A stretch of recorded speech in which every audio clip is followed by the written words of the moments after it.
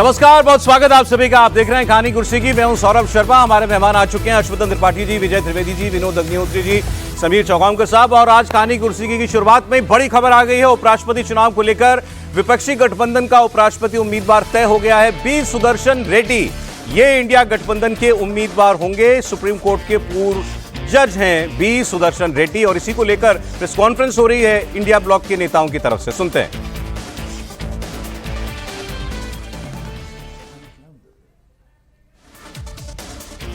Sudarshan Reddy Garu is one of the India's most distinguished and progressive jurists.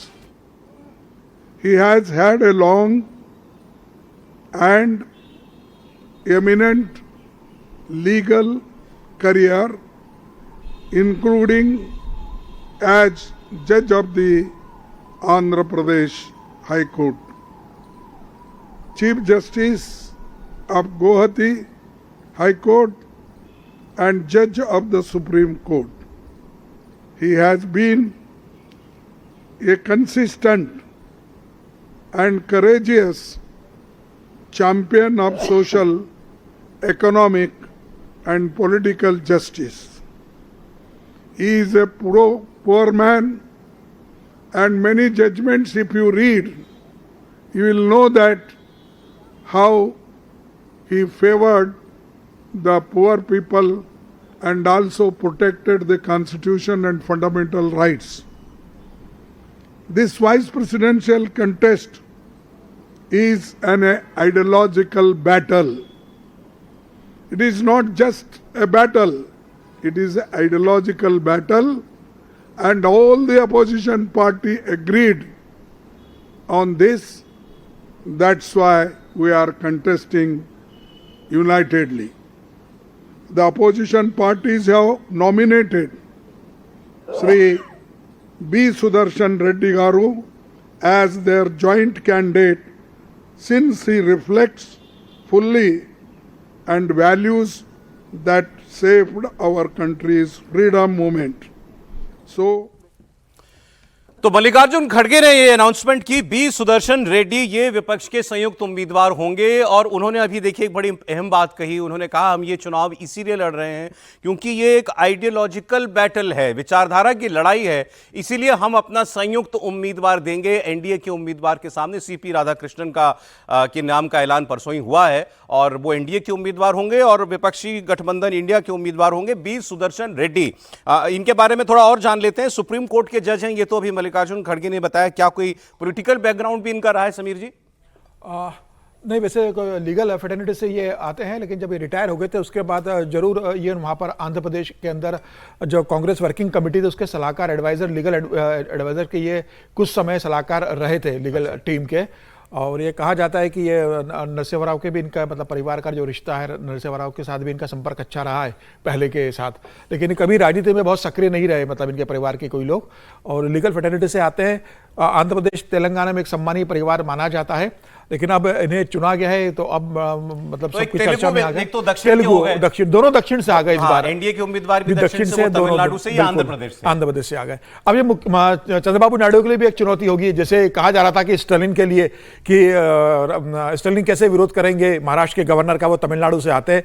अब ये कहा जाएगा, विपक्ष के लोग ये कहेंगे कि भाई अब कैसे चंद्रबाबू नायडू भारतीय जनता पार्टी के उम्मीदवार या एनडीए के उम्मीदवार को समर्थन करेंगे। जगन तो फिर भी दे दिया, समर्थन दे दिया है, समर्थन दे दिया उनको। तो फिर चंद्रबाबू नायडू से कहेंगे कि भाई नायडू ने भी दिया है। हाँ। लेकिन ये बात कर रहे हैं कि अब जैसे चंद्रबाबू के सामने चुनौती मुश्किल होगी तो अब जगन के सामने भी होगा ना जी। तेलुगु बिड्डा का तो एक तो साउथ की बैटल ये हो गई। रंगारेड्डी जिले में इनका जन्म हुआ था 1946 में जी। और इनकी पढ़ाई जो हुई है वो उस्मानिया यूनिवर्सिटी हैदराबाद से इन्होंने 1971 में किया। और गोवा के ये पहले लोकायुक्त रहे, फर्स्ट लोकायुक्त गोवा के रहे। एडिशनल जज बने थे आंध्र प्रदेश में 1993 में, और उसके बाद परमानेंट जज बने। एक तरह से जजशिप जो इनको मिली वो 1995 मैं अब ये समझना चाह रहा हूं इस नाम पर कैसे सहमति बनी होगी इंडिया गठबंधन में, खबर ये आ रही थी, कल से आपने भी देखा होगा, चर्चा चल रही थी कि इंडिया गठबंधन के अंदर ये दबाव स्टालिन बना रहे हैं कि किसी तमिल व्यक्ति को उम्मीदवार बनाया जाए, लेकिन बाकी जो गठबंधन के साथी हैं वो ये चाह रहे थे कि कोई दलित या ओबीसी वर्ग से आने वाला कोई व्यक्ति हो, बिहार में होने वाला है चुनाव, तो बिहार का कोई व्यक्ति हो या बंगाल का कोई व्यक्ति हो तो बेहतर होगा। तो आंध्र प्रदेश का व्यक्ति चुना गया, इससे एक दक्षिण वाली भावना रह गई। तो स्टालिन के लिए कहने का होगा कि भाई ये भी दक्षिण से ही आ रहे हैं, सीपी राधाकृष्णन भी दक्षिण से ही हैं। दूसरी बात आपको भी बताई समीर जी ने, विनोद जी ने, कि भाई एक दबाव बनेगा अब ये जगन मोहन रेड्डी जिन्होंने कल ही समर्थन दिया एनडीए के उम्मीदवार का, और चंद्रबाबू नायडू के ऊपर भी, कि वो अब कैसे एक तेलुगु व्यक्ति का जो है वो विरोध करेंगे। हालांकि इसमें कोई टूट होगी या जगन मोहन भी अपना विचार बदलें, इसकी संभावनाएं कमी नजर आती है। विजय जी, मुझे नहीं लगता, क्योंकि जगनमोहन रेड्डी ने पहले ही कह दिया। बल्कि इंटरेस्टिंग बात है कि राजनाथ जी ने उनसे 13 अगस्त को बात की है, मतलब कैंडिडेट जो अनाउंस हुआ है 17 अगस्त को हुए हैं राधाकृष्णन, तो इतना पहले से बात की, तो 13 अगस्त को राजनाथ जी ने उनसे बात की थी और कहा था, तब भी उन्होंने एश्योर कर दिया था कि हम आपका साथ देंगे। अभी तो बीआरएस का एक और है कि बीआरएस किस तरह से साथ देती है कि नहीं देती। उनके पास 4 एमपीज हैं। बीआरएस के लिए तो मुझे लगता है बहुत मुश्किल होगा इनका समर्थन ना करना। इसीलिए कह रहा हूँ कि बीआरएस की 4 था कि उस पर भी राजनाथ जी ने बात की थी उनसे। तो बीआरएस के 4 एमपीज हैं, वो कितना समर्थन करते हैं। और नायडू का तो मुझे नहीं लगता कि इस मामले पे वो यहाँ से उधर शिफ्ट होने की कोई संभावना लगती हो। पॉलिटिकली ये ठीक लगता है। इंडिया ब्लॉक में जो कल रात को बैठक हुई है शरद पवार जी की और खड़गे साहब की, उसमें इस बात पे ज़्यादा जोर दिया गया कि नॉन पॉलिटिकल कैंडिडेट रखा जाए। अच्छा, जिसमें तो ये भी एक तरह से लीगल फ्रेटर्निटी के हैं, मतलब वो बाद में रहे हों, पूरे जिंदगी भर कोर्ट में रहे हैं। नॉन पॉलिटिकल आदमी होता तो कई बंदिशें टूट जाती हैं। कई बंदिशें टूट जाती है और जो लोगों को क्रॉस वोट करना है या समर्थन देना है तो उसमें मदद मिलती है। तो वो कोशिश थी। उसमें 2 नाम और चल रहे थे। तुषार गांधी का नाम भी काफ़ी था। तुषार ने मना कर दिया कि पहले राजमोहन गांधी वेंकैया नायडू के राजमोहन गांधी 2017 में वेंकैया नायडू के सामने कैंडिडेट थे, तो वो उन्होंने कहा कि वो ठीक नहीं है। तुषार गांधी को कि गांधी परिवार से ही कोई लोग ले जाए। और एम अन्नादुराई का नाम पर भी चर्चा हुई थी, जो इसरो के तिरुचि शिवा तो डीएमके के एमपी हैं, लेकिन वो ये बेसिक तय हुआ ना नॉन पॉलिटिकल कैंडिडेट रखे। ठीक है, अभी आप देखिए एक संयुक्त चेहरा दिखाने की भी कोशिश हुई इस प्रेस कॉन्फ्रेंस में। तमिलनाडु से कनिमोझी थी, डीएमके से, वो वहां पर मौजूद थी। शरद पवार थे मल्लिकार्जुन खड़गे जी के बगल में। तस्वीर आप देखिए, सारे ही नेता हैं इंडिया गठबंधन के। और कल भी इंडिया गठबंधन के नेताओं ने प्रेस कॉन्फ्रेंस की थी वोट चोरी और एसआईआर के खिलाफ। और आज फिर कल शाम को मीटिंग हुई, आज दिन में मीटिंग हुई और उसके बाद ये ऐलान। डेरेक ओब्रायन टीएमसी से हैं, धर्मेंद्र यादव दिखाई दे रहे हैं समाजवादी पार्टी से, कनी मोदी दिखाई दे ही रही है, राउत भी है, सभी हैं। संजय राउत मतलब भी ठीक, बड़े एक जॉइंट ऑपोजिशन फेस दिखा है इस उपराष्ट्रपति पद के उम्मीदवार के ऐलान के। आम आदमी पार्टी नहीं है इसमें से। एक तस्वीर और दिखाते हैं, इसके साथ साथ ही दिखा दीजिए, आज एनडीए की मीटिंग हुई है, एनडीए के सांसदों की संसद में। प्रधानमंत्री मोदी ने वहां पर एनडीए के कैंडिडेट सीपी राधाकृष्णन जी को इंट्रोड्यूस किया सब लोगों के साथ। वो भी एक तस्वीर थी। तो दो ये जो जैसे उन्होंने कहा आइडियोलॉजिकल बैटल है, इस बैटल में जो दोनों सेनाएं हैं गठबंधनों की, वो बिल्कुल तरी हुई दिखा। मोदी जी ने एक बहुत महत्वपूर्ण बात बोली आज बैठक में, हाँ, कि मैं उम्मीद करता हूं कि राजनीतिक खेल नहीं करेंगे उपराष्ट्रपति बनकर। ये राजनीतिक खेल नहीं करेंगे। हाँ, सीपी राधाकृष्णन, मेरी इनसे 40 साल की दोस्ती है, ये राजनीति में खेल नहीं करे। वो इस तरह से उन्होंने बोला कि उनको क्रेडिट देते उस तरह से अगर देखें तो ये बहुत बड़ा संदेश है। सीधे धनखड़ जी के लिए वही लग रहा है। नहीं, साइड इफेक्ट भी है और ये भी एक तरह से है कि भाई देखिए, इनसे मेरे 40 साल संबंध है, उनसे तो 40 दिन के संबंध थे जिन्होंने राजनीति का, उनसे कहाँ संबंध थे ज्यादा। वो तो हाल में भरोसा संघियों पे हो पाता है, संघियों को तो भरोसा उन्होंने अपने उस पे किया। एक चीज मैं कह रहा था, वो तस्वीर मांग लीजिए जरा, एनडीए की मीटिंग की तस्वीर, पार्लियामेंट्री पार्टी की। एक बात मैं कह रहा था, देखिए राष्ट्रपति पद पर तमिलनाडु से 2 लोग हो चुके हैं, सर्वपल्ली राधाकृष्णन और डॉक्टर एपीजे अब्दुल कलाम।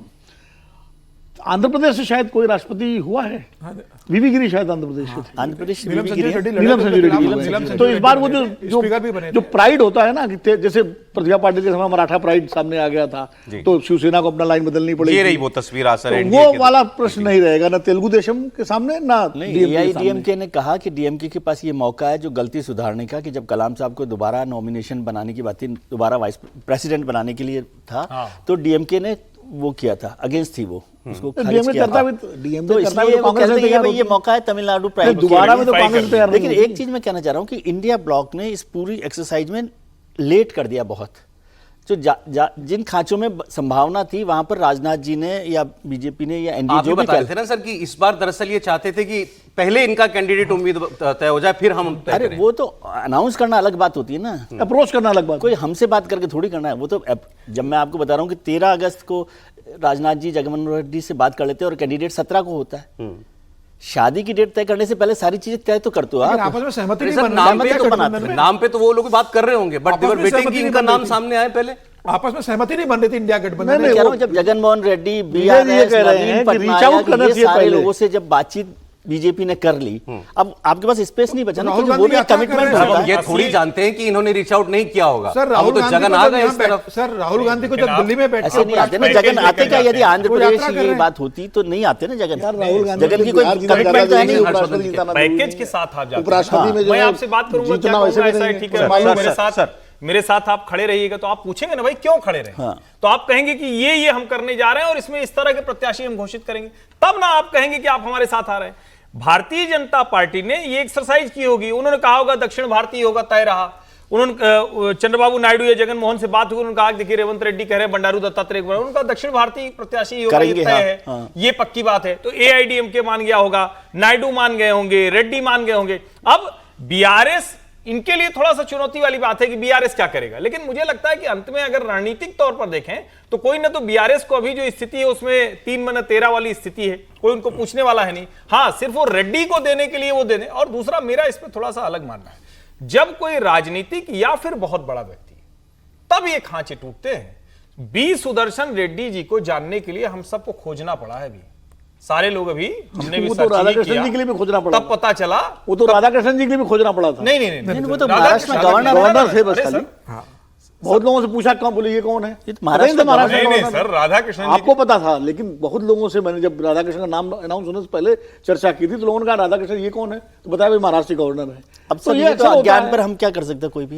ये तो ऐसे मुझे ध्यान आता है कि जब प्रतिभा पाटिल जी का नाम तय हुआ और मैं वहाँ पीएमओ पर खड़ा हुआ था, ये वर्धन साहब हुआ करते थे, वर्धन साहब से ज़्यादा, उन्होंने बताया कि भाई प्रतिभा पाटिल उन्हीं का का नाम हो प्रपोजल भी गया, था। तो लोगों को पता नहीं, जबकि उस दिन वो राजस्थान में गवर्नर थे उस वक्त। हाँ। अब यदि हम नहीं जानते तो अब इसमें तो मैं नहीं कर सकता कुछ। नहीं, और सीपी राधाकृष्णन एक जगह के गवर्नर नहीं रहे भाई, दो तीन- बार तीन- सांसद भाई तीन- रहे आप क्या हैं। देश के सारे गवर्नरों का नाम जानते हैं क्या? कोई नहीं जानता।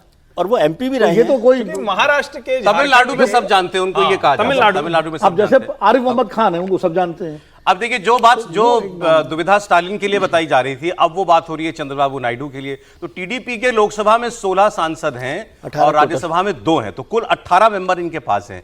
लेकिन ये बिल्कुल पक्के वाले सहयोगी इस वक्त हैं नरेंद्र मोदी जी के, तो इसीलिए ये कोई पुनर्विचार करेंगे ऐसी संभावना लगती नहीं। लेकिन एक जरूर ये कहने के लिए विपक्ष के पास होगा, दबाव बनाने के लिए होगा कि भाई चंद्रबाबू नायडू, जगनमोहन रेड्डी अब ये क्या एक तेलुगु व्यक्ति का विरोध करेंगे, तो ये पॉलिटिक्स जरूर हो सकती है, लेकिन ये बदल जाएंगे इसकी संभावना नहीं दिखती फिलहाल।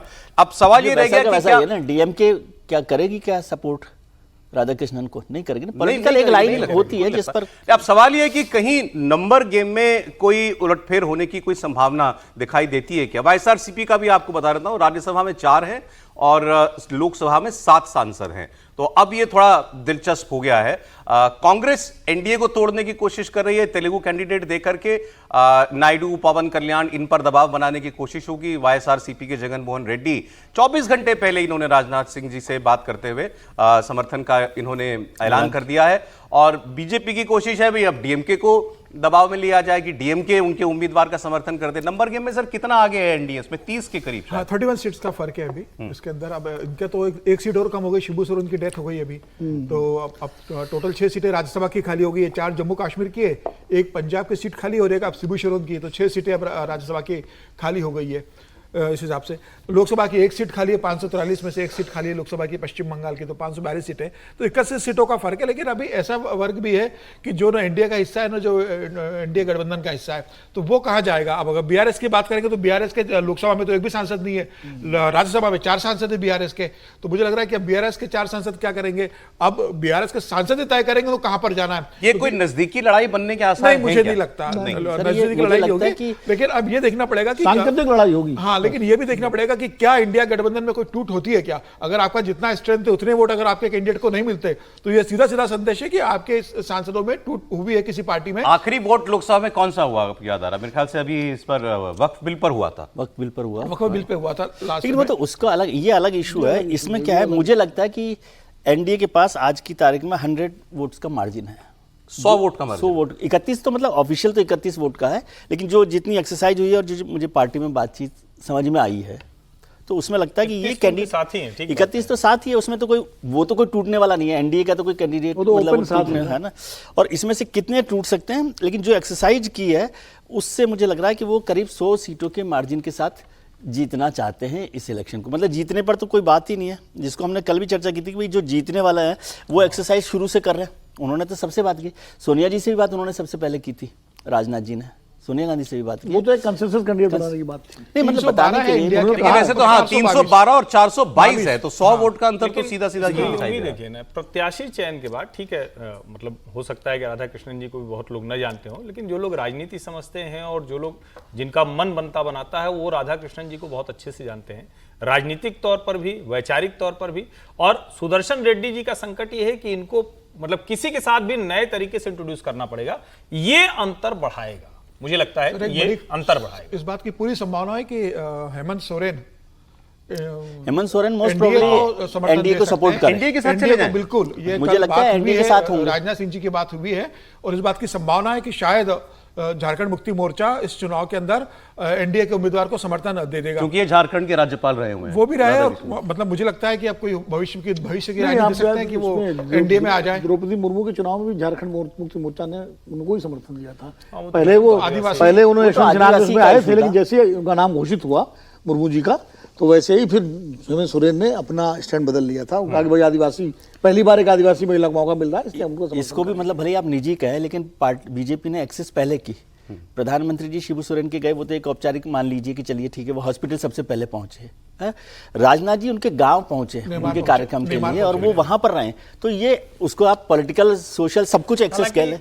राहुल गांधी भी गए थे वहां, मतलब नहीं, राहुल के तो पार्टी के सहयोगी भी है ना। मैं दो तरीके से कह रहा हूँ भाई, प्रधानमंत्री जी गए वो औपचारिक है, ठीक है, लेकिन राजनाथ जी वहां जा रहे हैं तो उसका एक मैसेज, तो उसका एक तो अब ये मैसेज। सुदर्शन रेड्डी जी भी दिल्ली आएंगे, समर्थन जुटाएंगे, लोगों से मिलेंगे कल, जैसे सीपी कल राधाकृष्णन 21 को है नॉमिनेशन। कल जो एक खबर आई सर, मुझे इंटरेस्टिंग लगी, हो सकता है आप लोगों को ऑब्वियस लगे वो, कि कल ही हम लोग बात कर रहे थे, आप लोगों ने बताया कि जो उम्मीदवार तय हो जाते हैं उपराष्ट्रपति राष्ट्रपति की, तो इनको घर मिलता है कि दिल्ली में रह सकें। Camp office camp office. CP Radhakrishnan केंद्रीय मंत्री प्रहलाद जोशी के घर में रहेंगे।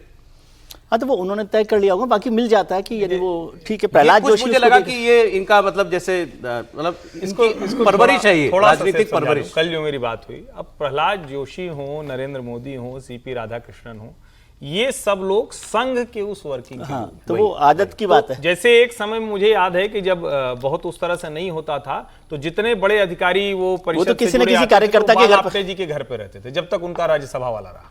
तो अब प्रहलाद जोशी जी हैं, प्रहलाद जोशी के सीपी राधाकृष्णन, चूंकि कर्नाटक दक्षिण भारत का द्वार है भारतीय जनता पार्टी के लिए, तमिलनाडु और दूसरे लोग उन नेताओं के साथ आकर रहते। तो एक तरह से ये भी दिखता है, मतलब ये शायद दूसरी पार्टी का कोई कैंडिडेट करेगा क्या, उसको मिलेगा तो कहेगा भैया मेरा कैंप ऑफिस चाहिए। उनको कैंप ऑफिस नहीं चाहिए, उनको भी पता है कि जीत के तो राष्ट्रपति उपराष्ट्रपति का भवन मिलना ही है। तो ये भी एक मतलब दोनों का अंतर है एक प्रत्याशी। जैसे नरेंद्र मोदी जब मुख्यमंत्री थे गुजरात के, तो ज्यादातर बार अरुण जेटली के घर हुआ करते थे, दिल्ली आते थे। जबकि गुजरात भवन भी था और मुख्यमंत्री के तौर पर भी रह सकते। अरे विजय लक्ष्मी हमारी सहयोगी जुड़ी है। बी सुदर्शन रेड्डी के नाम पर सहमति कैसे बनी, क्या दबाव अंदर प्रेशर पॉलिटिक्स चली इंडिया गठबंधन के नेताओं के बीच, आपसे जानना चाहते हैं विजय।